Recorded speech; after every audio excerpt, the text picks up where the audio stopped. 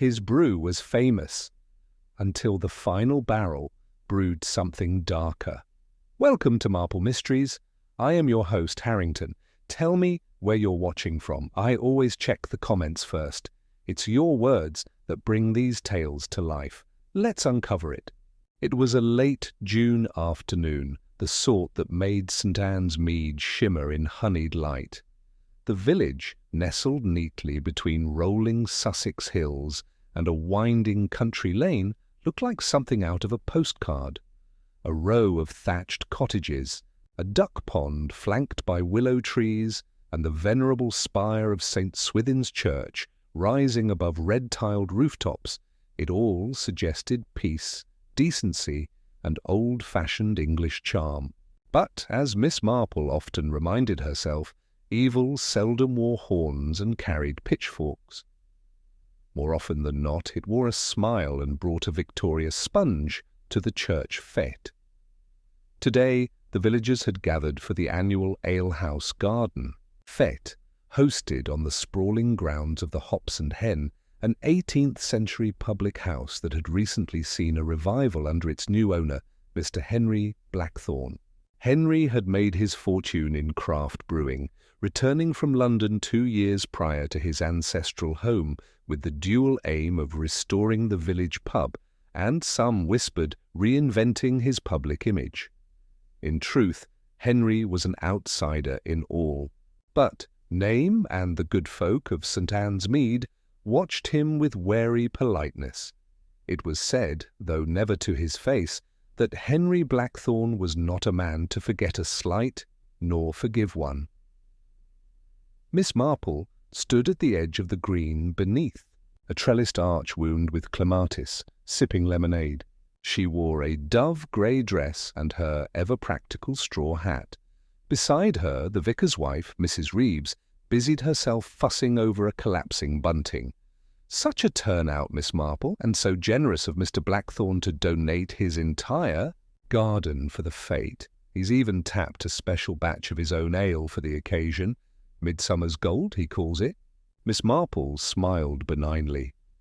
He does seem most eager to make himself agreeable. In the centre of the garden, Henry Blackthorne stood like a general surveying his troops. Tall and ruddy-cheeked with thick salt and pepper hair, he laughed heartily as he raised his tankard for a toast. Surrounding him were the notables of the village, Mrs. Emily Tattersall, the retired schoolmistress turned local historian, Dr. Jonas Penwell, whose sharp intellect was rivalled only by his sharper tongue, young Oliver Carter, who worked at the brewery and looked both frightened and flattered in Henry's company, and Annabel Gray, the organist's daughter, who had a voice like honey and a talent for flirtation. Miss Marple's eyes, pale and ever watchful, lingered on each of them in turn. A bell chimed from the garden stage, where Reverend Reeves clapped his hands for attention. Ladies and gentlemen, it is time for our annual barrel roll race, generously sponsored by our host. Winners receive a whole month's supply of Blackthorne ale. Laughter rippled across the lawn as competitors lined up. Henry stepped forward, gesturing to a burly man to bring out the barrels. As they were set in place, a few onlookers chuckled at the sight of Oliver Carter attempting to balance one upright. "Don't drop it, lad," Henry boomed. "That's a week's work in your hands." As the race began, cheers erupted. Barrels rolled down the slight incline toward the orchard hedge, some with enthusiastic guidance, others wobbling wildly. But it wasn't the race that made Miss Marple's lips tighten. It was the exchange she noted, swift, furtive, between Henry Blackthorne and Annabel Gray. A word too low to hear, a look too intense to ignore, and then came the scream. It cut through the laughter like a blade through silk. From the back of the beer tent came a crash and a chorus of alarmed voices. Miss Marple moved with surprising speed for her age, weaving through the crowd with the instinct of someone who had heard too many such cries before. They found him face down beside the copper brewing kettle, the the glass in his hand shattered, golden, ale pooling beneath him like spilt sunlight. Henry Blackthorne was dead, and the smell rising from his mouth, even amid the yeasty tang of fermenting hops, was unmistakably bitter almond. Miss Marple knelt slowly beside the body, brushing her gloved fingers over the edge of the broken glass. The others looked on in stunned silence. Someone, Mrs. Tattersall perhaps, murmured, "Poison?" Miss Marple said nothing, but her eyes, calm and ancient as a cathedral window, scanned the assembled faces. It had begun. The next morning dawned with a heavy stillness, as though even the birds of St. Anne's Mead understood something unnatural had occurred. The village, ordinarily quick to rouse with clattering milk bottles and the soft thump of post through letterboxes, seemed suspended in collective uncertainty. The bells of St. Swithin's did not toll their usual cheerful chimes. Curtains twitched, doors opened and closed softly, and over at the Hops and Hen the police had taken control. Miss Marple sat at her breakfast table in her neat cottage on Church Lane, pouring herself a second cup of tea. Her blue and white china teacup trembled only slightly in its saucer as she reread the front page of the Mid-Down Herald, which had managed, remarkably, to get out a late edition with the banner headline, "Blackthorne Dead, Foul Play Suspected at Village Fete." It had taken no time at all for the gossip to ferment, much like Mr. Blackthorne's prized ales. Within hours of his very public demise, theories were steeping like strong tea in every kitchen, parlour, and shop in the village. "I heard it was a bee sting," said Mrs. Chumley at the grocer's. "No, no," countered Mr. Potts, the postmaster, with the confidence of someone who'd heard it from someone who had heard it from someone who had seen it first-hand. "Arsenic, that's what they're saying. Rat poison in the glass." By midday, the lanes of St. Anne's Mead were abuzz not with bees, but with suspicion. Everyone had something to say, and everyone, so Miss Marple noted, had someone else to blame. Detective Inspector Craythorne had arrived from the county constabulary in Lewes and set up a base at the pub itself. A practical, heavily built man with a sharp eye and a narrow moustache, he took his place beside the garden's now cordoned-off beer tent, flipping through a leather-bound notebook. His presence was both reassuring and, in a village like this, terribly disruptive. "Miss Marple," he said that afternoon, as she happened to pass the inn gate on her constitutional walk, "I understand you were present yesterday. May I ask, did you notice anything unusual about Mr. Blackthorne prior to the collapse?" She regarded him gently. "Only that he seemed rather pleased with himself. But I dare say many men look like that when they believe themselves the most important person in a 10-mile radius." Craythorne gave a short chuckle, then returned to business. "Witnesses say he was drinking his own ale. No one else touched the glass, but we've sent the dregs for analysis." The scent was distinctly of bitter almonds. "Cyanide," she said softly, and he nodded. "Most likely. Could have been slipped in his glass just before the toast, or perhaps in the batch itself, but that's less likely. The others who drank from the same keg are fine." Miss Marple said nothing more, but her eyes drifted to the pub garden, where the laughter of yesterday had been replaced by grim silence and yellow police tape fluttering like a tattered warning. A keg stood alone under the tent awning, half drained. She had seen it before, of course. Not murder, not often. But the way people changed when something ugly emerged from beneath the quiet green surface of village life. Some withdrew into themselves. Others took to their front windows like they were sentry posts. Some used the tragedy to elevate their own status, inserting themselves into the tale for proximity. Miss Marple, however, had no taste for embellishment. She watched. She listened. That evening, Reverend and Mrs. Reeves invited her for supper, a modest affair of cold ham and salad. But the real nourishment came in the form of conversation. "I can't believe it," said Reverend Reeves, wiping his glasses for the third time. "A murder, here, in St. Anne's Mead." "Though we mustn't say murder too quickly," Mrs. Reeves corrected, setting down a dish of mustard. "The papers do go too far." Miss Marple looked up from her salad. "And yet it does seem deliberate." Mrs. Reeves clucked her tongue. "You've always had an eye for these things, Jane. Between you and me, do you think it was one of the village folk? Someone we know?" Miss Marple laid her fork down carefully. "We may not know them, but we often think we do. That is the danger. Familiarity gives the illusion of intimacy." The vicar, with an uncharacteristically hard edge to his voice, said, "There were plenty of people who disliked Henry Blackthorne." "That's no secret. He was a successful man, but not a popular one."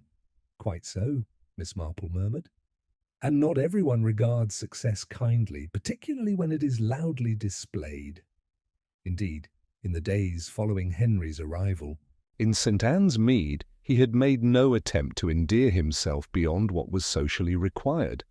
The restoration of the Hops and Hen had been lauded, but the way he'd dismissed the former landlord, old Mr. Fulford, still left a bad taste.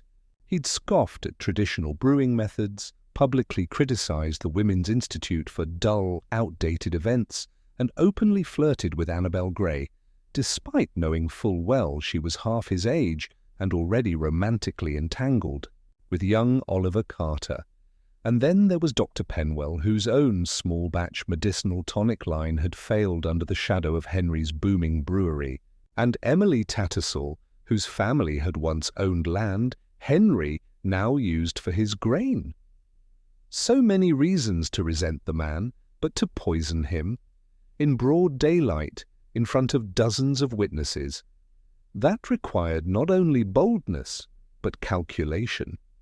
The scheme. Next day, Miss Marple visited the High Street, stopping in at Mrs. Draycott's general store. There she happened upon Oliver Carter, hunched near the sugar tins, his hands trembling slightly as he sorted coins for a packet of cigarettes. "Young Mr. Carter," she said, surprising him. He straightened awkwardly, mumbling a greeting.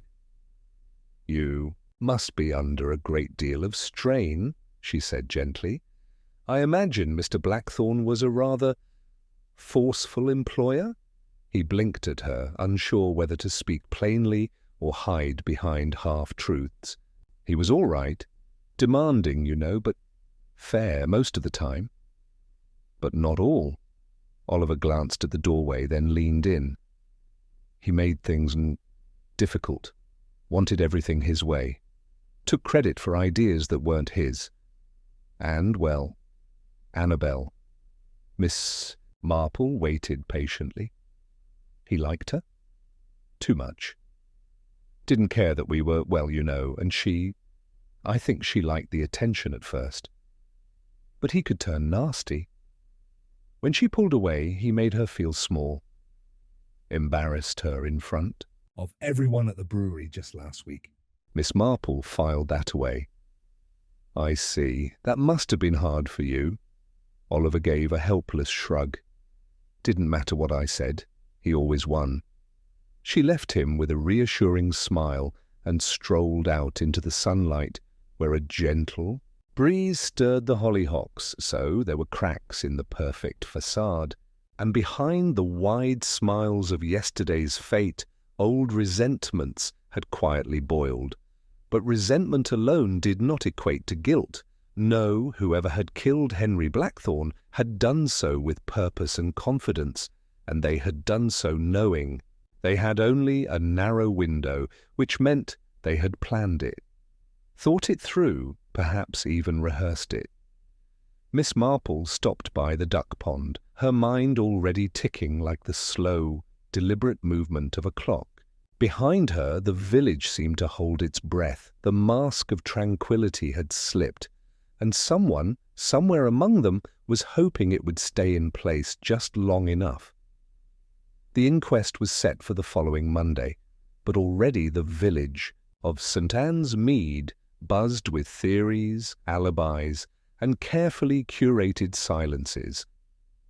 The official investigation was just beginning, but for Miss Marple, the real inquiry had already been quietly underway. She had always believed that people revealed themselves not only in what they said, but in how they said it, and even more so in what they chose not to say.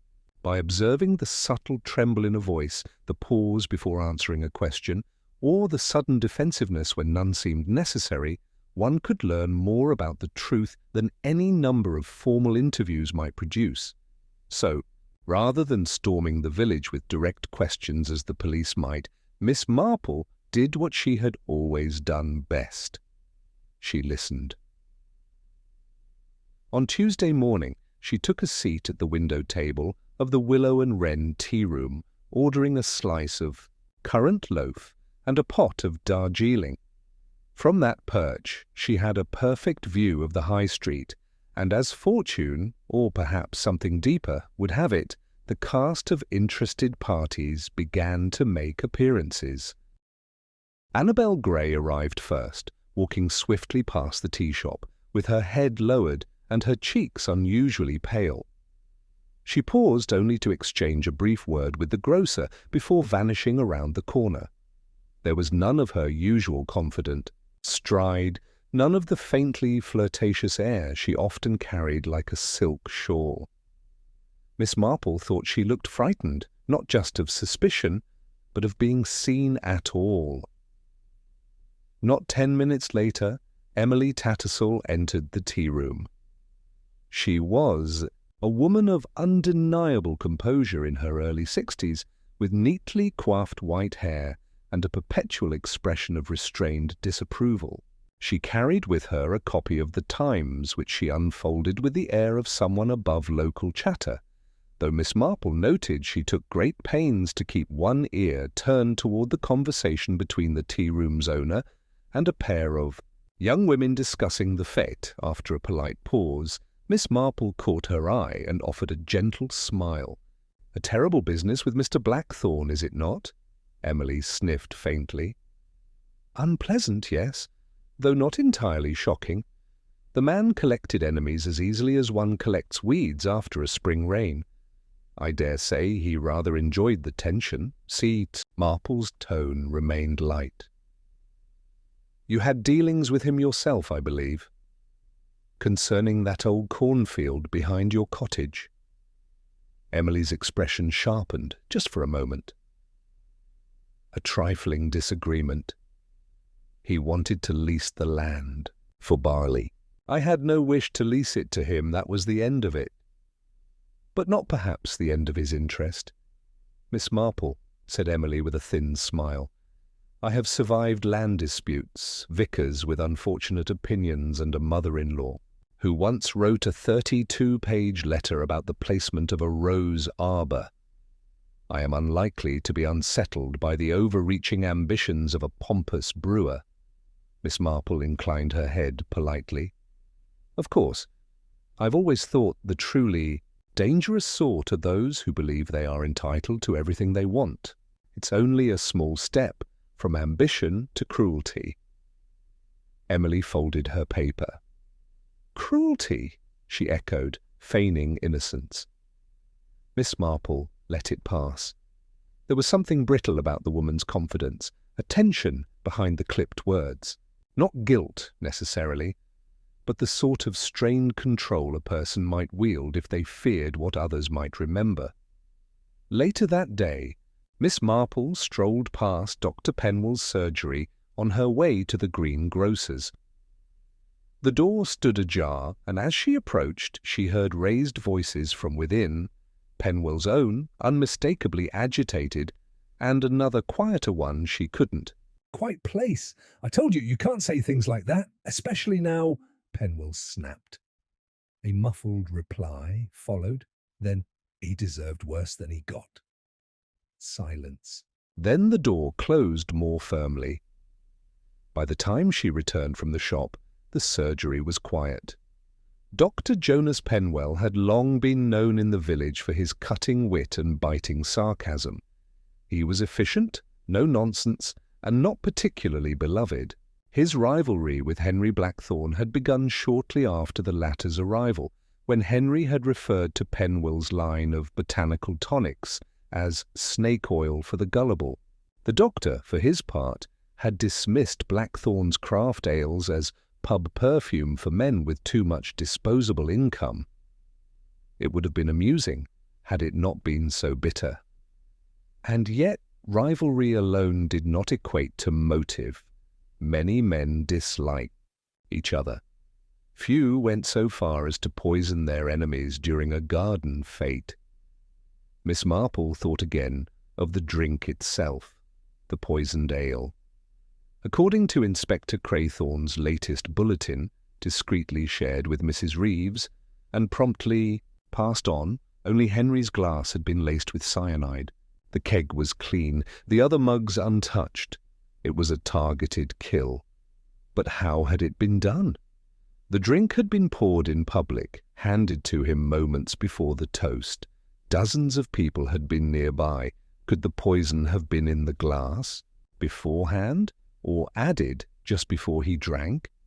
That question sent Miss Marple's mind back to the fete, specifically to the moment of the toast. The glass had come from the tent, hadn't it? And the last person seen near it had been...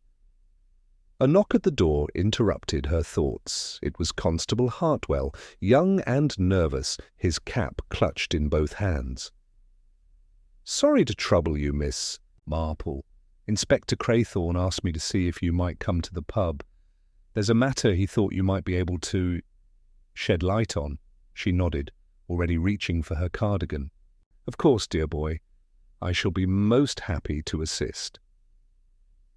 At the Hops and Hen the atmosphere was subdued. The pub had been closed to the public since the fete, its cheerful signboard now a rather ironic sight. Inside, the inspector stood in the cool gloom of the taproom beside the bar, a small object wrapped in muslin on the counter. "We found this tucked beneath the brewing bench behind a sack of hops," Craythorne said, unwrapping it.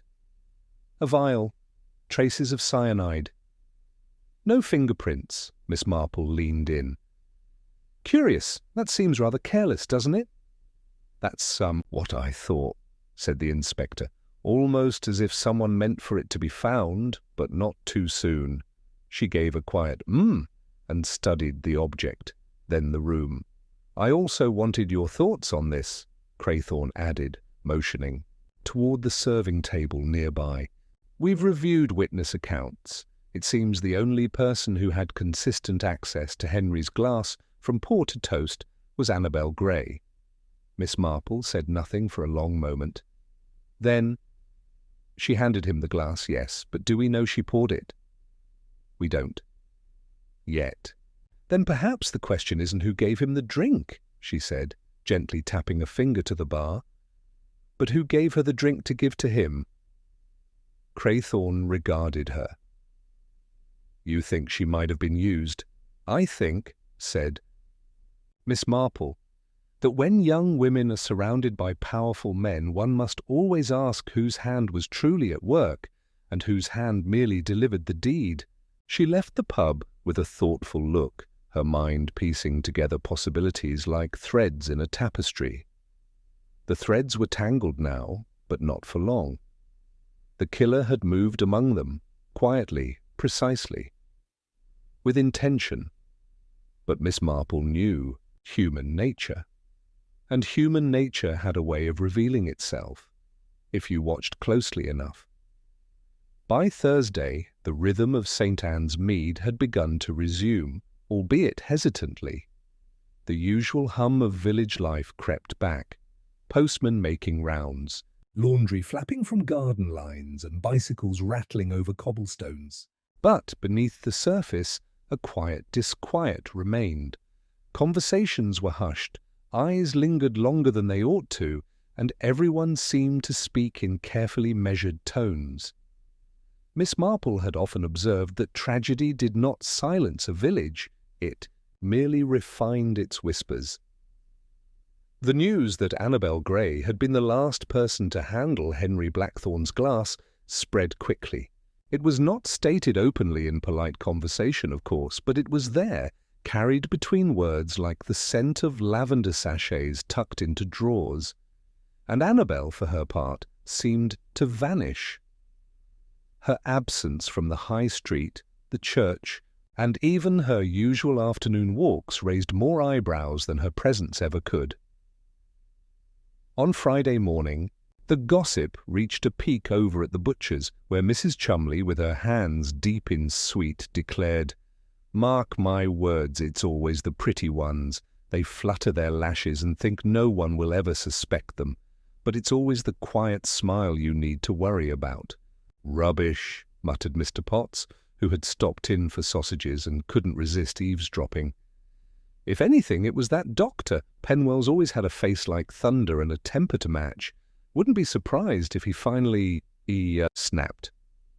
Meanwhile, the police had begun focusing their efforts on Annabel. She had been summoned for questioning the day before, and word had it she'd returned home, pale and shaken. Inspector Craythorne was not a man given to premature conclusions, but the facts, he said, were inconveniently tidy. She'd brought the glass, she had worked part-time at the pub, she had reasons, personal and emotional, to resent Henry Blackthorne. And yet, Miss Marple found herself more uneasy with the suspicion than convinced by it. That afternoon, she walked over to the Gray residence, a modest whitewashed cottage with climbing roses and a front gate that stuck slightly when closed. Annabel answered the door herself, her eyes red-rimmed and her expression wary. "Miss Marple," she began, half-stepping back. "I wasn't expecting—" "I thought a bit of company mightn't go amiss," Miss Marple said gently. "Perhaps a cup of tea?" To her credit, Annabel didn't hesitate long. She stepped aside and nodded toward the kitchen. The kettle was already boiling, as though she'd been hoping for someone, anyone, to arrive. "I suppose everyone thinks I did it," she said after a few minutes, her voice brittle, "even though I didn't. I swear I didn't." Miss Marple stirred her tea slowly. "The police have questions, and it's natural that they should. You were the last to hand him the glass. But I imagine that wasn't your idea, was it?" Annabel shook her head. "He asked me to, Mr. Blackthorne, I mean. He always made these little requests that felt like commands. He thought it was charming. Go on, Annabel. Love, fetch me a proper pour from the barrel, not too foamy. Show them you've got the knack." That sort of thing. "And did you pour the drink yourself?" She hesitated. "No, Oliver did. He was working the keg. I just handed it to Henry." Miss Marple nodded as though that settled something. "And what happened after?" "I passed it to him. He grinned, made some joke about how he deserved only the best, and then he drank it. And you know the rest." Annabel looked down at her hands, clasped in her lap. "He made everything a performance, even when he was cruel. He liked to make people feel small. Me, Oliver, anyone who didn't serve his ego. But I didn't hate him. I was frightened." Of him sometimes. Angry too, but hate? Enough to kill him? No, Miss Marple studied her a moment longer, then reached out and patted her hand. "I believe you, my dear, but the truth rarely sits still for long. It has a way of rising like cream in milk. Later that afternoon, Miss Marple made another call, this time to the surgery. Dr. Penwell, grim and hollow-eyed, opened the door and stared at her for a long moment before gruffly stepping aside. "Come to ask if I did it?" he asked without preamble. "Not at all," said Miss Marple, settling herself in the waiting chair. "I thought perhaps you might like to talk, and I do find it helpful to understand people a little better, especially in times like these." Penwell sat behind his desk and rubbed a hand over his jaw. I didn't like the man, if that's what you want to hear. He made a mockery of everything, loud, arrogant, utterly self-absorbed. But I'm not in the habit of murdering my enemies, Miss Marple. I endure them, like everyone else. I've found, said Miss Marple gently, that men who are mocked publicly, consistently, sometimes become desperate to reclaim their dignity. And desperation can be dangerous. Penwell gave her a sidelong glance. You think that's what I am? Desperate? I think you're proud. And proud men do not suffer humiliation easily.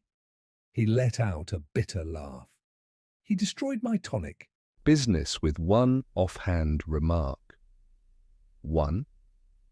Do you know how long it took me to build a client base? And the day after he laughed at me, 3 of my oldest patients stopped buying altogether, called it quackery. Then you did suffer a loss. Of pride, yes. Of income, certainly. Of dignity, undoubtedly, but not enough to kill him. If I'd wanted him dead, I'd have challenged him to a duel and hoped the village turned out to watch. Miss Marple smiled faintly. A dramatic solution, Doctor. But I suspect the killer wanted something quieter. As she stood to leave, she added softly, Do you recall who stood near the glass when Annabel passed it to Henry? Penwell frowned. Couldn't say. The crowd had gathered in close. I was near the back, behind the table. I did notice Emily Tattersall talking to him just before, though. She didn't stay for the toast.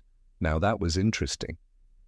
The next day, Miss Marple made a point of attending the Women's Institute gathering where Emily Tattersall chaired a small meeting on flower arranging. It was sparsely attended, hardly surprising given the mood of the village, but Miss Marple noted Emily's manner was even crisper than usual, her tone firm, her gaze sharp. Afterwards, as the women trickled out, Miss Marple approached. A lovely demonstration, Emily, very elegant. I wonder, though, I heard you spoke to Mr. Blackthorne just before the toast at the fete. Emily stiffened ever so slightly. I did. A brief word. Oh, I reminded him quite pointedly that he still hadn't returned the deeds I lent him last spring for that barley proposal of his. He said he'd bring them round that week, but I dare say he had no intention of doing so. Miss Marple's expression softened. You must have been terribly frustrated. I was, but not homicidally so, Miss Marple. Please don't mistake irritation for motive. Miss Marple inclined her head. I wouldn't dream of it. And yet the suspects were aligning like pieces on a chessboard. Annabel, the reluctant pawn. Penwell, the rival knight. Emily, the calculating bishop. Oliver, the overlooked rook.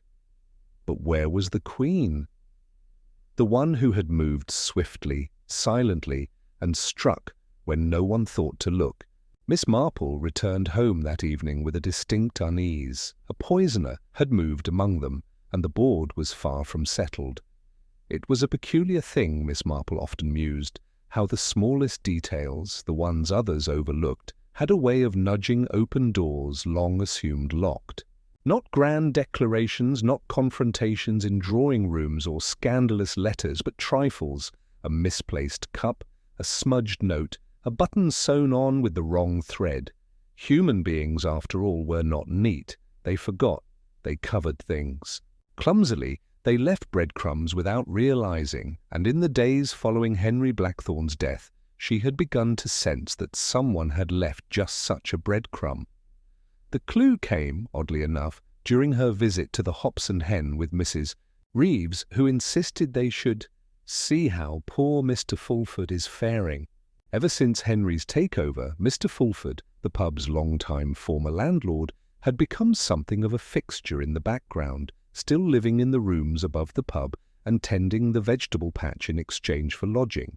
Quiet, retired, and generally ignored, he had blended into the wallpaper of village life. But when Miss Marple and Mrs. Reeves entered the kitchen garden behind the pub, they found Mr. Fulford kneeling among the rhubarb with a crate of freshly picked hops beside him. He stood at once when he saw them. "Afternoon, ladies," he said, wiping his hands on a handkerchief. "Come to see what's left of the old place, eh?" "Indeed," said Miss Marple pleasantly. "You must find all the commotion quite tiresome." Fulford gave a grunt that could have meant anything. "Always thought something would come of him," he said. "Blackthorn, I mean. Too big for the village, never cared much for the way." He talked about things like he'd come to save us all from ourselves. "I imagine it wasn't easy," said Miss Marple delicately. "To be displaced." He shrugged, but there was a tightness in his eyes. "Wasn't just me he pushed out, rebuilt the kitchen, threw out the old brewing equipment. Some of it had been there since my grandfather's day. Said he had to modernize the method." "Bah!" He gestured toward the shed, where some of the old gear now rusted under canvas. Miss Marple's eyes drifted toward it, then to the small wooden crate stacked just beside the shed, clean, well kept, and oddly out of place among the otherwise neglected tools. "Still using some of the old equipment?" she asked lightly. "No," he said. "Henry wouldn't touch it, said it was a liability. Funny, though, after he died, someone came nosing about those crates. I found one open yesterday. Nothing missing, far as I can tell." Miss Marple's brow lifted. "How curious. Who would be interested in disused brewing crates?" Fulford shrugged again. "No idea, unless—" He trailed off, then shook his head. "Never mind. Wouldn't want to make trouble." "But trouble," Miss Marple said gently, "has already found us, Mr. Fulford." He hesitated, then said quietly, "Young Oliver Carter was around here the night before the fete. Said he needed something for one of the brews, the right tap or tubing or something like that. I let him poke about, but when I asked what he found, he just said nothing worth keeping and left quick." "Did he take anything?" "Hard to say. But I think he was looking for something specific." Miss Marple smiled, thanked him kindly, and returned to Church Lane with a new idea growing quietly at the back of her mind. She found herself picturing young Oliver, nervous, eager to please, overshadowed by a controlling employer and a complicated romance. Was it possible he had sought out something that evening? Something he didn't want others to know about? But what? That evening she returned to her own garden and stood beside her rose trellis, trimming back a climbing vine that had taken too freely to the guttering. It was a peaceful thing, gardening, soothing. But even as her hands worked, her thoughts refused to still. The glass. The poisoned glass. Only Henry's had been tampered with. That much was now certain. The ale had been tested. No cyanide in the keg, no tampering with the brew itself. That meant the poison had been introduced after. The pour, but before the toast. A narrow window, 30 seconds, perhaps a minute, but in a crowd, a minute could be an eternity. And if the glass had been passed along through several hands, as seemed likely, Miss Marple frowned. She went inside and took out her embroidery box.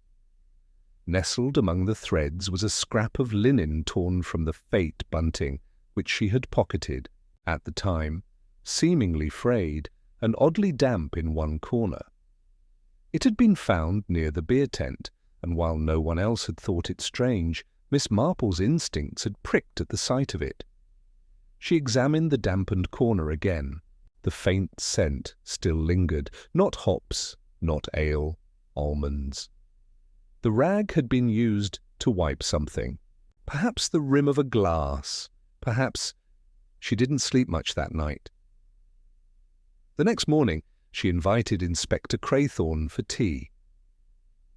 "I believe," she said, once the plates of biscuits had been politely nibbled at and the formalities observed, "that the key to this case lies not in who poured the drink, but in who prepared the glass. Someone had just enough time to smear a small dose of cyanide along the rim. It would dissolve quickly in the foam, and it would only affect the one who drank from it. Craythorne leaned forward. And you believe you've found the cloth used? I believe I've found something consistent with that theory, yes. The inspector's eyes gleamed. And who do you suspect handled the glass last before Annabel brought it out? That, said Miss Marple, is what I've been considering. Most carefully. You see, the glass came not directly from the keg, but from the bar counter. And according to several people, Mrs. Draycott, Mrs. Reeves, and even young Milly, the vicar's niece, there was someone moving between the tent and the bar that afternoon, fetching, tidying, repositioning things. Craythorne blinked. Who? Emily Tattersall. Miss Tattersall? But she said she only spoke to Mr. Blackthorne briefly before leaving. Miss Marple smiled gently. And yet multiple people recall seeing her near the drink table, helping reorganize the mugs. She's always taken charge at village functions. It would have been second nature, and who would question her for it? But if one of those mugs, placed slightly apart, was coated carefully with poison, it could be left there, unnoticed, until the right moment. The inspector leaned back. So she prepares the glass, steps away, and lets someone else deliver it. Annabel becomes the unwitting accomplice. Precisely. Craythorne stood, eyes sharp now. I'll need to speak with her again, carefully. Take care, Miss Marple said. She is clever, and people who believe themselves more clever than others are the ones most easily undone, if you know what to look for. As he left, Miss Marple glanced once more at the embroidered bunting. Strip. A simple thing, harmless-looking, just as the killer had seemed, but killers rarely looked the part. That, in her long experience, was their most dangerous quality. The air was beginning to change in St. Anne's Mead. The gentle murmur of summer was slowly giving way to something colder, more brittle, as if the whole village had exhaled and forgotten how to breathe again. It wasn't just the whisper of scandal that caused the shift, nor the lingering shadow of death. It was the creeping suspicion that beneath every neatly clipped hedge and polished tea set, something uglier had taken root.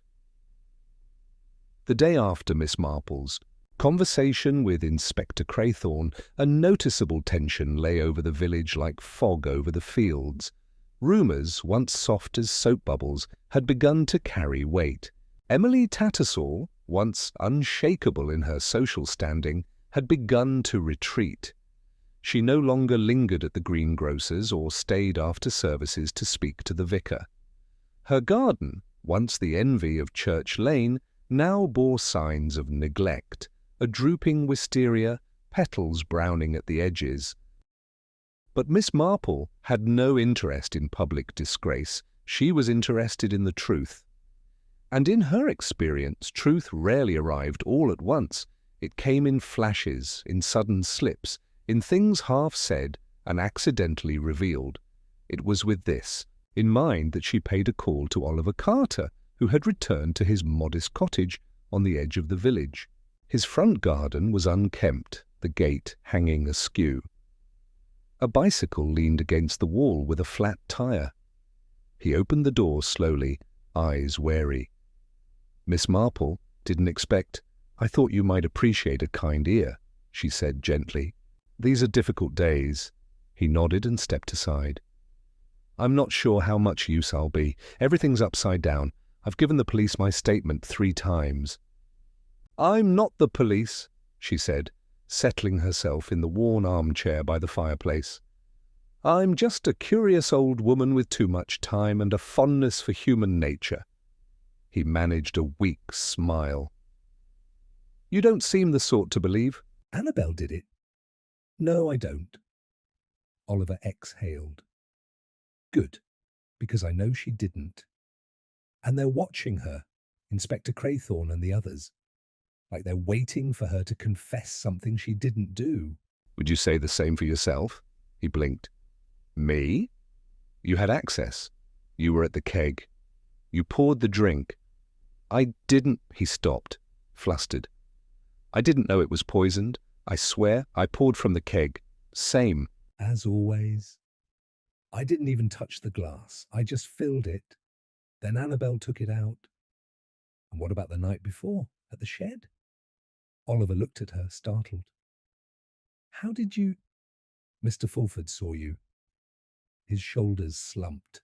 I was trying to find something. Henry said he'd fix the broken tap on the reserve keg, but he never did. I thought if I could find a replacement, maybe I'd impress him. He treated me like a child most days, Miss Marple. I thought if I could show initiative, maybe he'd stop calling me a half-wit in front of the others. Did you find anything? Nothing. Useful. Just old parts, not worth it in the end. Miss Marple gave him a long look. You were afraid of him. He nodded. Everyone was, even Emily Tattersall. She pretended she wasn't, but you could see it. He had some hold over people. That was new. Miss Marple tilted her head.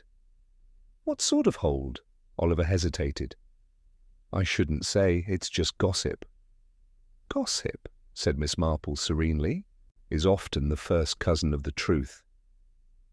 He leaned forward, voice low. I overheard something once.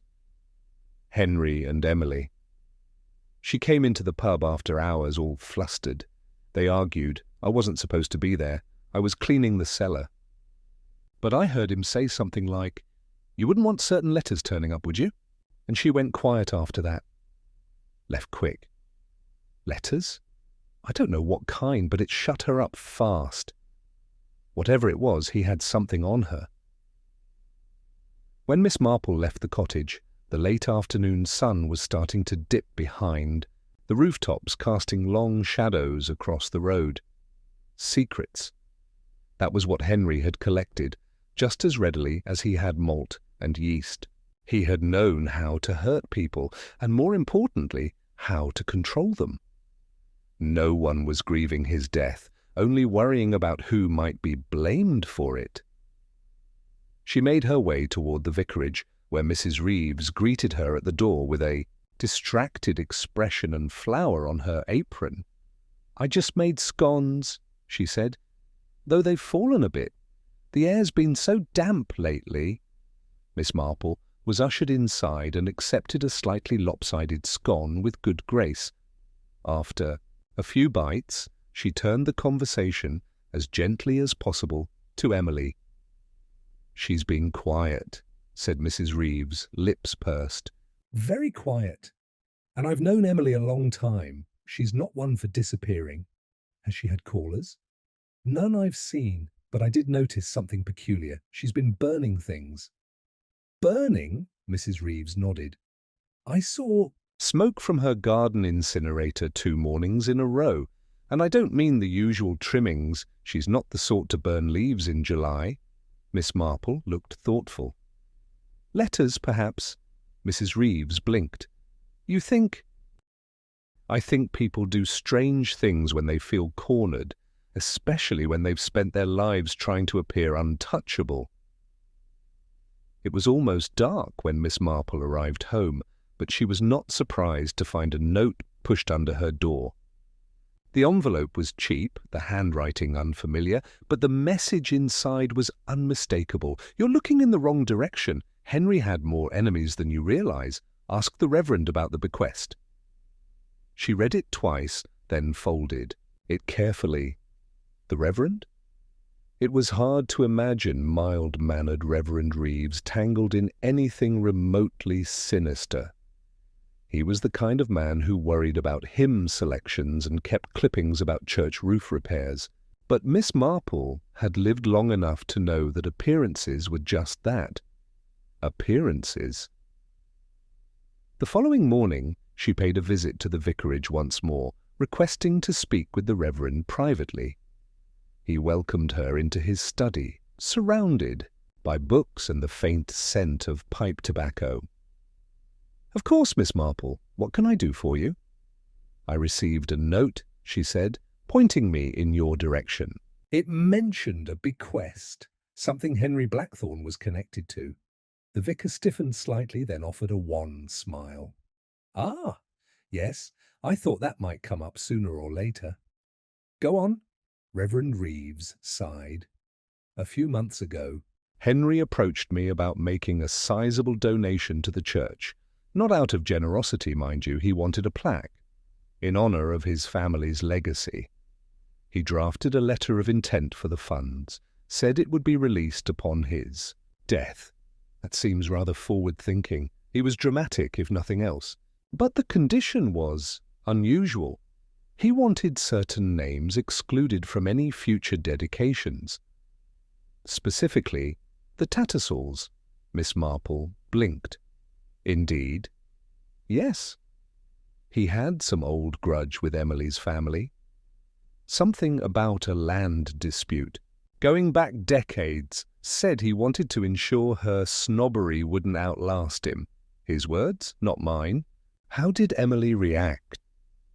I never told her, he said quietly. It felt petty, vindictive. I hoped he wouldn't go through with it. But he did. Yes. I received confirmation of the arrangement just last week. Miss Marple leaned back, piecing together the tapestry forming before her. Emily Tattersall, tightly wound, fiercely proud, privately blackmailed, and posthumously insulted. A slow, steady motive, but perhaps not the only one. Someone had gone to the trouble of warning her off, which meant someone else had more to hide. Miss Marple looked at the vicar, then out the window where the village green swayed in the breeze, seemingly untouched by death and deceit. The deeper she looked, the darker it became. And yet the truth was edging ever closer.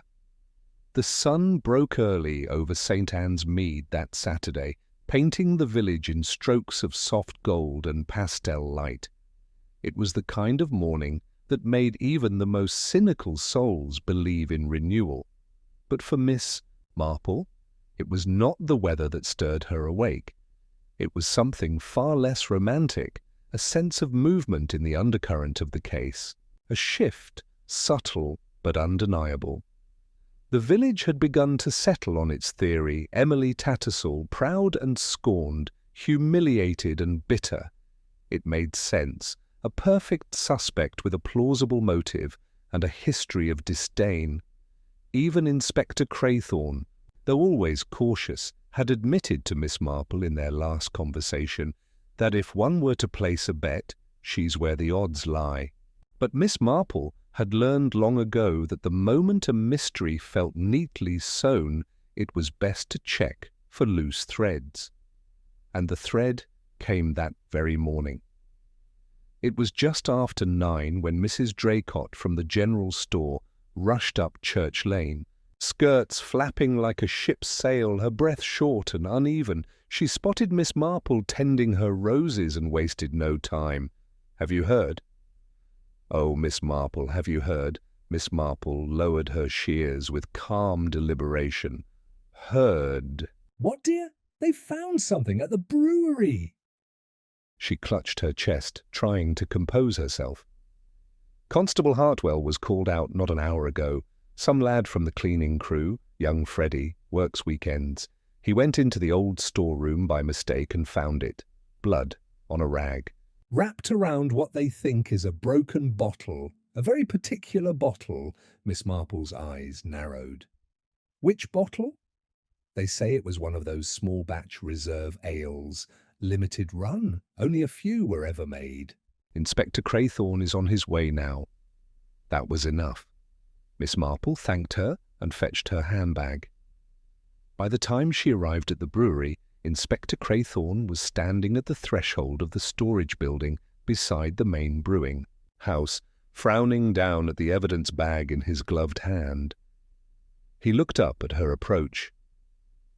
"You have an uncanny sense of timing, Miss Marple." "I'm told it's one of my least annoying traits," she replied with a smile. He held up the bag. Found behind a stack of barley sacks, a cloth rag wrapped around a bottle neck, smeared with dried blood. The bottles from Blackthorn's Private Heritage series, a limited ale, only 6 ever made, from a special batch he brewed last winter. And the blood?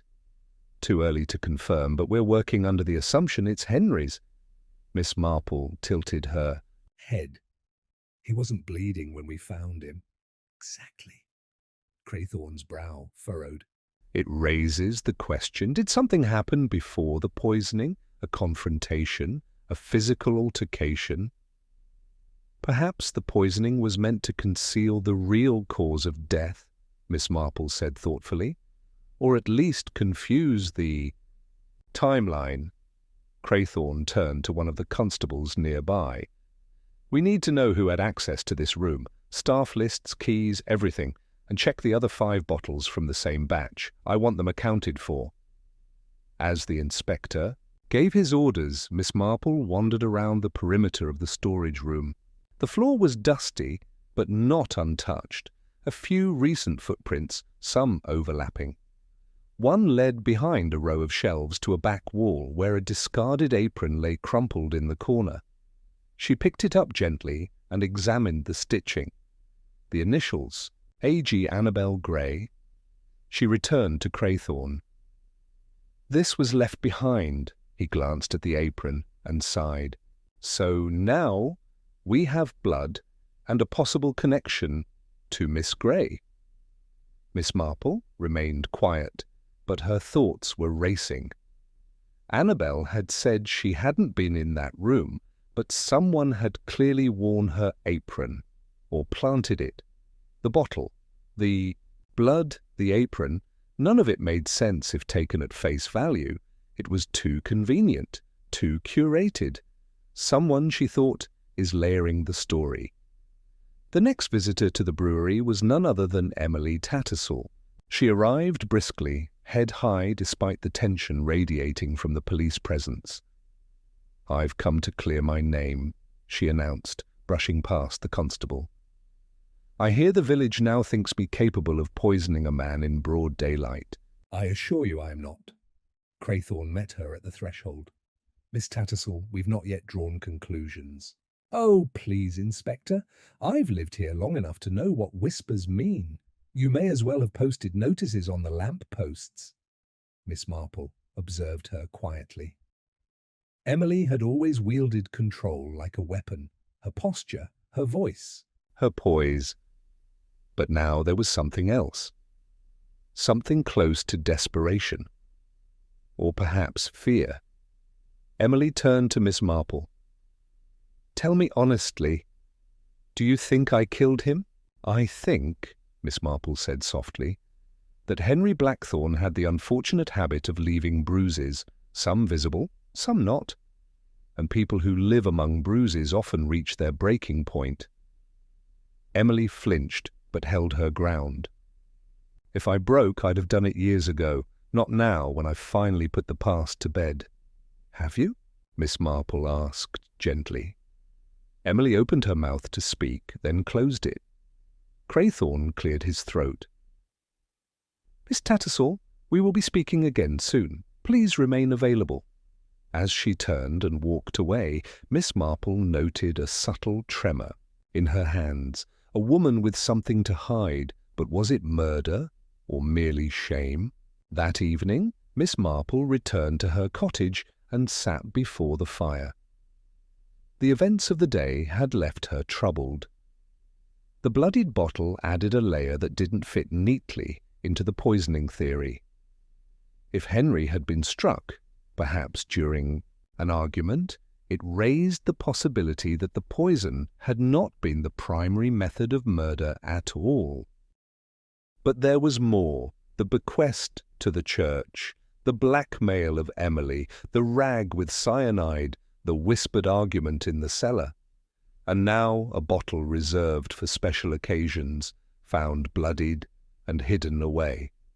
Too many angles, too many lies, and then, like a piece falling into place, a small recollection surfaced. Annabel had mentioned that Henry never let anyone near the Heritage series, That it was his pride. He kept them under lock and key in his office, so how had one ended up behind a barley sack in the storehouse? Unless Miss Marple rose from her chair, crossed the room, and pulled out the Village Fate programme from her desk drawer. She ran her finger down the list of committee volunteers and paused halfway. Inventory oversight, O. Carter, young Oliver. Miss Marple's expression did not change, but her eyes narrowed. A broken bottle, a limited edition. Blood, not at the scene, but in a room Oliver had access to. She would need to tread carefully now. Something was stirring beneath the surface of this tidy village tableau. Something calculated. Someone, she thought, had used poison as a smokescreen, and the real truth was just beginning to glint through the haze. By Sunday morning, the tension in St. Anne's Mead was no longer an undercurrent. It pulsed visibly through the village like a change in the weather. Children were quieter, curtains were drawn longer, and even the robins seemed to sing more cautiously. The discovery of the bloodied bottle had unsettled the villagers far more than the poison had. Poisoned was clinical, clever, silent, but blood was visceral. It made the murder real, and yet Miss Marple could not shake the feeling that someone had gone to great lengths to steer the investigation precisely where they wanted it. Emily Tattersall's pride had made her an easy suspect. Annabel Gray's beauty and proximity to Henry made her a tempting one, but the evidence told a more tangled story, and it was time, Miss Marple decided, to pull gently at the knot. She began with a simple invitation. That afternoon, she arranged for tea in her rose garden and extended personal handwritten notes to 3 people: Emily Tattersall, Oliver Carter, and Annabel Gray. The message was disarmingly innocent. I should like your company for tea and conversation. There are a few things I wonder if we might untangle together. Warmly, Jane Marple. The time, 4 o'clock. The place, her own quiet garden at Church Lane. She spent the hour beforehand preparing with the precision of a stage director. Everything arranged just so: the silver teapot, the buttered scones, the plum jam, and, most importantly, the seating. Annabel would be to her right, Oliver opposite her, and Emily facing the garden with her back to the house. A configuration that allowed Miss Marple to observe all 3 with equal clarity. They arrived one by one. Emily precisely on time, cool and composed in a dove-grey suit. Annabel next, pale but poised, her hands clasped tightly. Oliver last, flustered, late, and already sweating under his too small blazer. "Please, do sit," Miss Marple said kindly, gesturing to the table. "I find tea helps us think more clearly." The conversation began lightly. Weather, roses, Village gossip. Miss Marple guided it gently, like a hand on a tiller, until they were speaking, if not comfortably, then candidly. It was just as the second pot of tea was poured that she made her move. "It's strange," she said, almost wistfully, "how small things can trip us up. A missing handkerchief, a wrong button, a scuff on the toe of a shoe. I remember once in Norfolk, a man was found innocent of burglary simply because the soil on his boots didn't match the garden path. He was, in fact, quite guilty, but he'd worn the wrong boots." There was a slight shift around the table. Annabel blinked. Oliver adjusted in his seat. Emily arched one elegant brow. "You're suggesting something, Miss Marple?" Emily asked. "Only that details matter," Miss Marple replied sweetly. "For instance, the apron found in the storeroom. It had your initials, Annabel, but you—" "Hadn't worn it that day, had you?" Annabel's eyes widened. "No, I hadn't. I'd lent it to Oliver. He said he needed an extra for the tap room." Oliver flushed. I did, but I returned it." "Did you?" Miss Marple asked mildly. Because I wonder, if it was returned, how did it end up behind a stack of barley sacks near a bloodied bottle? Silence. A long one. Oliver's jaw worked uselessly for a moment. I don't know. Maybe it was left there by mistake, or someone moved it. Miss Marple leaned in just slightly. And the bottle, Oliver. The heritage bottle. Only 6 were made. You, sir, were in charge of inventory for the fete, were you not? His voice was barely above a whisper. Yes. Which means you had access to the storage rooms, to the keys, to the records. He swallowed. Emily's voice cut in, cold and crisp. Are you accusing Oliver of murder, Miss Marple? No, said Miss Marple calmly. But I do think he knows more than he's said. She turned back to Oliver. Let me offer a suggestion. I believe you found the bottle already broken, perhaps with blood on it, perhaps in the aftermath of a confrontation between Henry Blackthorne and someone else, and I believe you moved it, not to hide a crime of your own, but to protect someone. Oliver's lips parted, then closed again. Annabel sat up straighter. Oliver, is that true? His eyes met hers, wide and tortured. I didn't kill him, Belle, I swear. But yes, I found the bottle. That night after the fete had ended, I went back to tidy up, and I found it in the back corner with blood on the glass. I panicked. I thought if anyone found it, they'd blame you. You were already in trouble. So you hid it, Miss Marple said gently. You wrapped it in a cloth and pushed it behind the sacks. He nodded, shamefaced. Emily? Tattersall, whose expression had remained a mask of poise, now said, Then the poisoning still stands. Henry died of cyanide, not blunt force. Yes, said Miss Marple, but the 2 events may be connected. She paused, then turned her gaze directly to Emily. Tell me, Miss Tattersall, did you know about the bequest Henry made to the church? Emily flinched, just slightly. No, she said. Of course not. Because he named your family as explicitly excluded from any commemorative dedications. A final insult, it would seem. Emily's lips thinned. How very like him.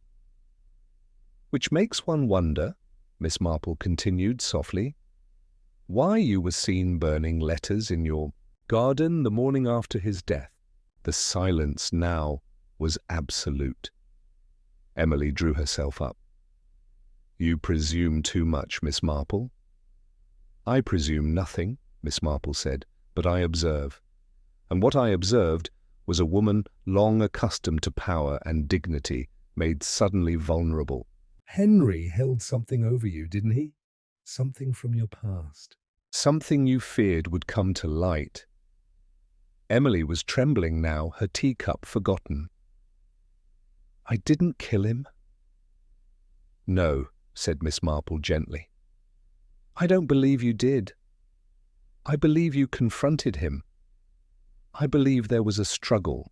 Perhaps he threatened you again. Perhaps he fell, struck his head, briefly unconscious. Perhaps you even thought for a moment that you had killed him.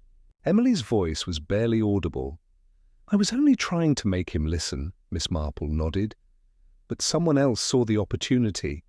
Someone who realized the blow hadn't killed him, but who decided to finish the job before Henry woke. Up, her eyes shifted to Annabel, who stared back, stunned. Me? No, Miss Marple, Miss Marple held up a hand. No, my dear, not you, but someone close, someone who loved you enough to protect you. Someone who feared Henry would ruin you both, someone who knew about the special bottle, knew how to access the cyanide, and who knew the exact moment to act while you fetched the glass, while Henry stood dazed from the blow, a perfect opportunity to lace the rim with poison. And now all eyes turned slowly to Oliver. His face was pale, his breath shallow. No, he said softly. I didn't mean to. He looked at Annabel. He was going to hurt you. Again. He said he'd ruin your reputation. Tell the village lies. And when I saw him slumped behind the tent, I thought it was fate. That I could make sure he never got up. He buried his face in his hands. Emily strangely looked more at peace than she had in days. Annabel simply wept. Miss Marple sat back and poured herself the last of the tea. A terrible thing, she said softly. But not without reason, and not without remorse. The truth, at last, had settled, and as always, it was human nature, not evidence, that had revealed it. It was a still, pale morning in St. Anne's Mead, the kind of morning that seemed to hover in place, neither committing to sun nor rain.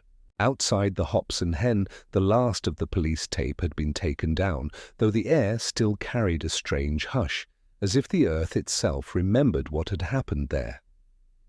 A sign in the pub window read, "Closed until further notice," and the flower beds along the path had gone a little wild. Inside the vicarage hall, a small group had gathered at Miss Marple's quiet request. Inspector Craythorne stood near the hearth, arms folded, his face drawn with a mixture of weariness and anticipation. Annabel Gray sat rigidly on the far settee, her eyes rimmed with sleeplessness. Emily Tattersall, equally composed and deeply silent, had taken the stiff-backed chair by the window, gazing at nothing in particular. And Oliver Carter, Oliver, who looked 10 years older than his actual age, stood near the sideboard, fingers clenching and unclenching at his sides. Miss Marple, in her usual dove-grey ensemble and sensible hat, sat at the centre of the room with her knitting in her lap. She did not yet knit. Instead, she looked from face to face with calm precision, her eyes ancient and unwavering. "Thank you all for coming," she said gently. "It's never pleasant, what must be said next, but it is necessary." Craythorne gave a terse nod. "We're ready." Miss Marple turned to the others. When Henry Blackthorne died, everyone assumed the cause was simple, a poisoned drink, administered just before the toast, a public killing in a private village. But the truth, as so often, is less direct and more human. She folded her hands. The poison was real, cyanide to be exact, introduced by wiping the rim of Henry's glass with a rag steeped in it, just moments before he drank. It was clever. It avoided detection in the ale itself, and it required only a second's opportunity, which someone used quite precisely. She glanced toward Annabel, who swallowed hard. The first suspicion fell on Miss Gray, since she handed Henry the drink, but that was deliberate. She was made the vehicle, not the hand, and if we ask ourselves why that particular method was chosen, the answer becomes clearer. Because it could be disguised as an accident, because the poisoner knew Miss Gray would never be suspected, until she was. Annabel looked down. "I didn't know, I swear." "I believe you, my dear," Miss Marple said kindly. She turned next to Emily. Miss Tattersall also became a figure of suspicion, for good reason. Henry Blackthorne had humiliated her, blackmailed her, and, in death, sought to permanently tarnish her family name through a vindictive bequest. She confronted him on the day of the fete. There was a struggle, and she believed, for a terrible moment, that she had killed him. Emily's knuckles whitened around the arms of her chair, but she did not speak. "But she hadn't," Miss Marple continued. "He was dazed, possibly concussed. Perhaps he even fell briefly unconscious, but someone else saw him in that state, slumped behind the beer tent, vulnerable and alone, and made a decision." Now she turned to Oliver. The poison wasn't prepared on a whim. It required knowledge, timing. It was brought to the fete in a small vial and used with precision. The bottle of Henry's special heritage ale, found with blood on the broken neck, was a red herring, hidden to create confusion. But it told me one very specific thing. Oliver's lips parted, but no sound came out. Miss Marple continued, her voice gentle but firm. It told me that someone had gone to great lengths to distract us from the truth. And the person who had access to that bottle, who handled inventory, worked the kegs and was seen cleaning up that night, was you, Mr. Carter. Annabel turned to Oliver, her expression one of slow realization. You... I didn't mean to, Oliver said quietly, voice breaking. I saw him after Emily left. He was getting up, muttering. He'd said he'd ruin her, said she'd pay for what she'd done. And then he saw me and he smirked, like he always did. His eyes met Annabel's. He was going to humiliate you, Belle. He said so, said he'd drag your name through the mud, tell the village you'd been compromised, that you'd begged for his attention. I couldn't let him do that. Annabel pressed a hand to her mouth. Miss Marple nodded, her voice low. So you took the vial you'd stolen from the old brewery stores, cyanide, once used, in very small amounts for cleaning certain copper equipment, long discontinued. You wiped the rim of his glass just as he staggered back into the tent, and no one noticed, because no one ever notices the boy who fetches the glasses. Craythorne stepped forward now, his voice hardening. Why hide the bottle, Oliver? I didn't kill him with it, Oliver said. But I did find it, after the struggle, and there was blood. I thought, if the police found it, they'd think Belle or Miss Tattersall had hit him. I panicked. I thought I could cover it. But when he started to come round, I had the poison in my pocket already. I used it. He sank into the nearest chair. I thought I was saving them, he whispered. Miss Marple looked at him, not with pity, but with the quiet gravity of someone who had seen too many young men ruined by good intentions handled badly. There's no saving someone from the consequences of their own choices, Oliver, she said. Only delaying them, and often at great cost. Inspector Craythorne cleared his throat. Mr. Carter, I'll need you to come with me. Oliver nodded numbly. He rose, turned to Annabel, and opened his mouth to speak, but she looked away. After they'd gone, the silence in the room deepened. Emily Tattersall spoke first. I thought I'd killed him. The fall, the blood. I panicked. I burned the letters, yes. I thought they'd link me to motive. And I was ashamed. Not just of what I'd done, but of how much I'd let that man take from me. Miss Marple nodded slowly. He took something from all of you, but only one person chose to take something back. She stood, quietly gathering her things. We must now do what villagers always do when the worst is past, she said softly. We must live on. The next day, St. Anne's Mead woke to a different sort of stillness, one tinged with grief and relief, and the strange, bittersweet sensation of moving forward. Miss Marple took her usual seat in the tea-room, sipped her tea, and listened, not for gossip this time, but for life returning. Snippets of plans for the harvest fair, Mrs. Chumley's new recipe for parsnip pie, the vicar's tentative request for flower volunteers. The wheel turned, as it always did, and Miss Marple, quietly content, began to knit once more. It was 2 weeks after the arrest when the rhythms of St. Anne's Mead began to return, not quite as they had been, but in a way that suggested healing. In villages such as this, change did not come with fanfare, nor was pain displayed openly. Instead, it was folded gently into the daily routine, set beside the sugar tin, tucked into the hymn books, allowed to fade like old wallpaper, slowly, respectfully.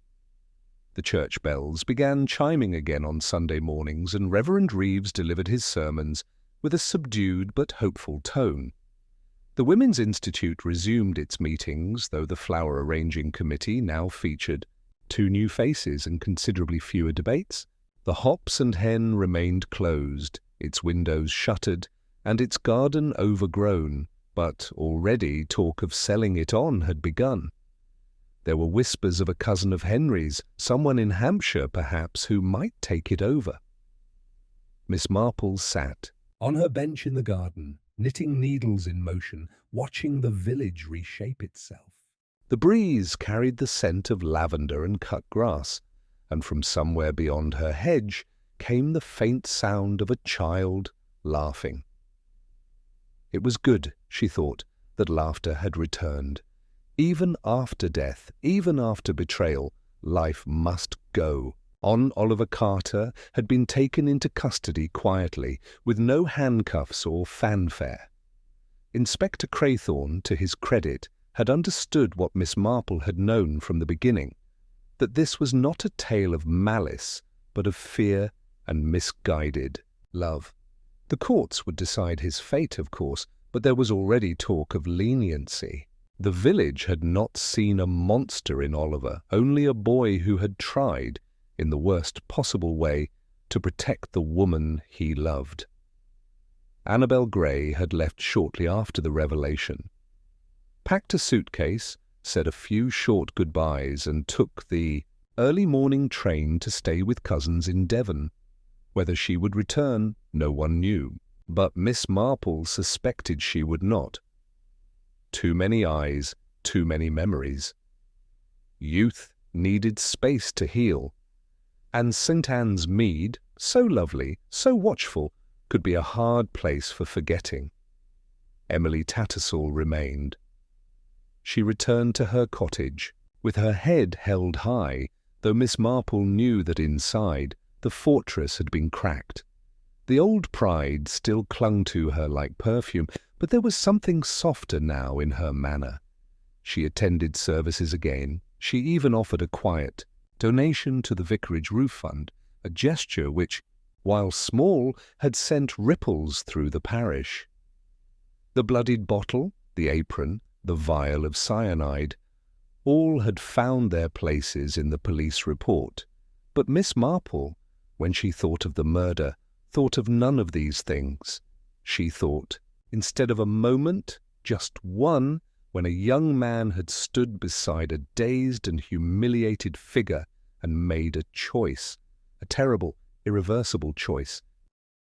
She had never believed in evil as a singular thing. She believed in weakness, in wounds left unattended, in grudges held too long, and love twisted into something panicked and sharp. A shadow fell across her knitting, and she looked up to find Inspector Craythorne standing at her gate. "Afternoon, Miss Marple." "Inspector," she said, smiling. "I was just thinking of you. Come through." He did, removing his hat as he stepped into the garden. "It's quiet again." "Yes," she said. "Almost too quiet, but I dare say that won't last long. We've got the Harvest Festival coming up. Mrs. Reeves says she's making pear chutney again." "God help us all," Craythorne muttered, then added more seriously, "You were right about it all. I read the full transcripts. Oliver confessed everything, said he didn't plan it, but once the opportunity came, he couldn't resist." "No," Miss Marple said softly. "Not couldn't, didn't." Craythorne looked at her, brow furrowed. "There's a difference," she explained. "When people say they couldn't help themselves, what they really mean is that they didn't stop to consider the consequences. That's not helplessness, it's haste, panic. And sometimes when we feel powerless, we seek the fastest path to power, even if it leads us to ruin." He nodded slowly. "Do you think he regrets it?" "Oh, yes," Miss Marple said. "Regret often walks hand in hand with youth. It's wisdom that tends to arrive late to the party." He gave a short, dry laugh. Will you ever stop being so precise? I doubt it, she said, amused. It's my only vice. They sat for a moment in companionable silence. A bee bumbled lazily past. The lace curtains in Miss Marple's parlour fluttered slightly with the breeze. Craythorne cleared his throat. You never said— How did you know it was Oliver? I didn't, she admitted. Not at first. But I knew it wasn't Emily. She would never have chosen poison. Too indirect, too modern. And Annabelle, she's many things, but calculating isn't one of them. So why poison? Because it could be administered without confrontation, because it gave the illusion of distance, and because if things had gone according to plan, no one would have known the drink was touched at. Or she looked up at him. But what truly gave Oliver away was the bottle, that rare heritage ale. He was the only one who had access. And his decision to move it, to hide it, wasn't the act of a guilty man, but of a frightened one. He wanted to protect Annabelle, and perhaps Emily too. That narrowed things very quickly. Craythorne nodded, eyes admiring. You'd make a fine detective. Oh, I hope not, she said. I've seen too much of what detectives must see. I prefer gardens and jam-making and watching people forget I'm in the room. He smiled, then stood. Well, if anything else comes up, I know where to find you. You always do. He tipped his hat and left, the gate clicking shut behind him. Miss Marple resumed her knitting. The village would forget in time. Not everything, but enough. New scandals would bloom. A romance between the greengrocer's son and the vicar's niece. A row over the length of the choir's new robes. A burst water pipe on the high street. People would laugh again, gossip again, live again. And when the next shadow fell, as it inevitably would, Jane Marple would be there, watching quietly, listening intently, and knowing always that the devil in the village rarely wore horns. He wore a smile, he brought gifts, he asked for trust, and he was, more often than not, someone you thought you knew. The summer waned gently into early autumn, and with it the sharpest edges of the tragedy dulled. As was the way in villages like St. Anne's Mead, the extraordinary folded itself back into the ordinary, and life resumed its shape, not unchanged, but smoothed by the comforting hands of time, tradition, and tea. The scandal of Henry Blackthorne's death no longer dominated the conversation at the Willow and Wren tea-room or the pews at St. Swithin's. Oh, it was still remembered, of course, but with the distance and polish that comes when something dreadful has been packaged neatly into a story one can tell without flinching. Now it was that unfortunate affair with the brewer, said with a sigh and a glance, as though the village itself had merely suffered a brief spot on its reputation. And Miss Marple, who had watched the drama unfold from her cottage at Church Lane, resumed her quiet observations over her embroidery, her garden, and the eternal drama of human nature, which never took a holiday. On the first truly crisp morning of October, Inspector Craythorne returned one final time, not in official capacity, but rather for a promised cup of tea. "Will you be writing a monograph, Miss Marple?" he asked as he sipped. "You've more than earned a chapter in one of those Scotland Yard journals." She smiled demurely. "Oh no, that would spoil it, don't you think? A woman's best work is done in silence, and her best thoughts left unspoken until absolutely necessary," Craythorne chuckled. "Then I hope you won't mind me asking one last question." "Of course." He leaned forward slightly, brow furrowed. "Was it really just opportunity that led Oliver to kill Henry? Or do you think he had planned it longer than he admitted?" Miss Marple looked into her teacup, watching the steam. curl upward like the last breath of a secret.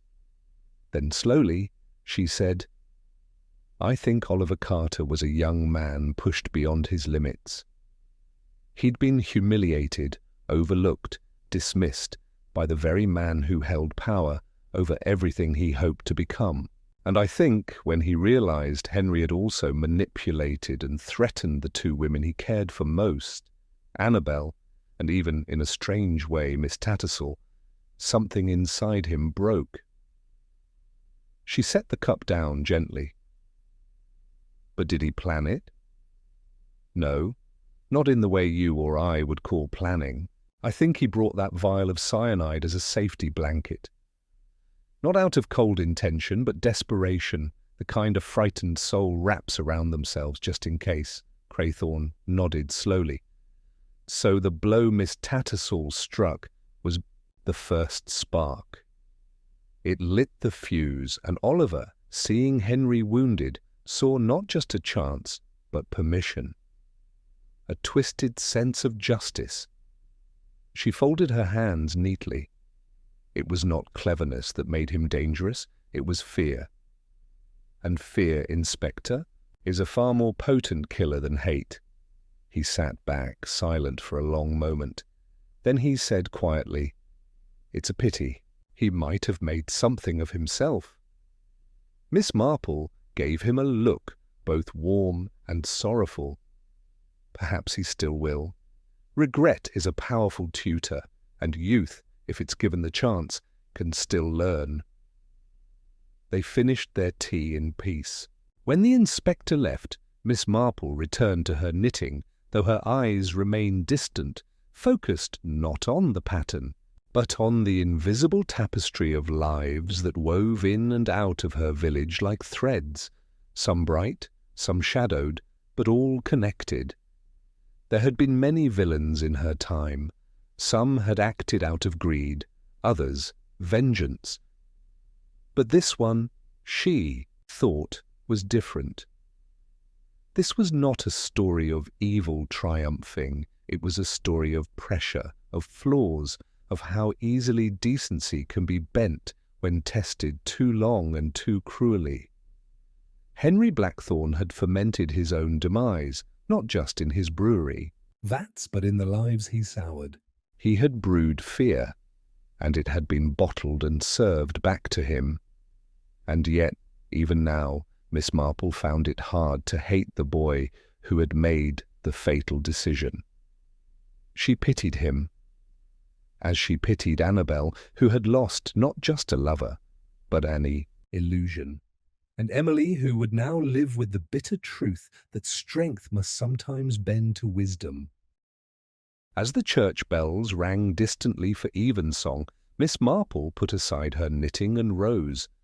The village had survived another storm, and she, quietly, unassumingly, had once again steadied the ship. She adjusted her shawl, poured herself another cup of tea, and smiled faintly. Because tomorrow, she knew, someone would burn a cake or forget their lines in the church play, or spread a rumour that the vicar's new dog had eaten Mrs. Chumley's prize dahlias, and life would go on.